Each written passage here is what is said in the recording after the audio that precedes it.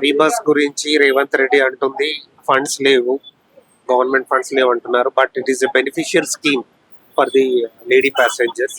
నా సజెషన్ ఏంటంటే ఒక మినిమం బేస్ టారిఫ్ పెట్టండి లేడీ ప్యాసింజర్స్ కి కూడా, which they can afford. So that AP టీఎస్ఆర్టీసీకి ఫండ్స్ వస్తాయి.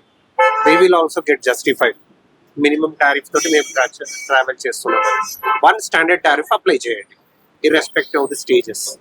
ఇప్పుడు ఫ్రీ అని చెప్పి క్వశ్చన్ రేజ్ చేస్తున్నారు. ఒక స్టాండర్డ్ టారిఫ్ పెట్టుకోండి, మినిమం టారిఫ్ పెట్టండి. వాళ్ళు కూడా they are paying the tickets. అప్పుడు ఈ క్వశ్చన్స్ రావు కదా. సఫరింగ్ అన్నది క్రౌడ్ని బట్టి, రూట్ని బట్టి, ట్రాఫిక్ని బట్టి ఉంటుంది. దట్ టీఎస్ఆర్టీసీ మ్యాప్ చేసుకోవాలి. ఏ టైంలో పీక్ ట్రాఫిక్ ఉంది, ఆ టైంలో ఫ్రీక్వెన్సీ పెంచుకోవాలి. That is a solution. అంతేగాని ఫ్రీది తీసేస్తే మాత్రాన సీట్లు అవైలబిలిటీ పెరుగుతుందా? పెరగదు కదా. ఉన్న seat capacity constant. That depends on the peak hours.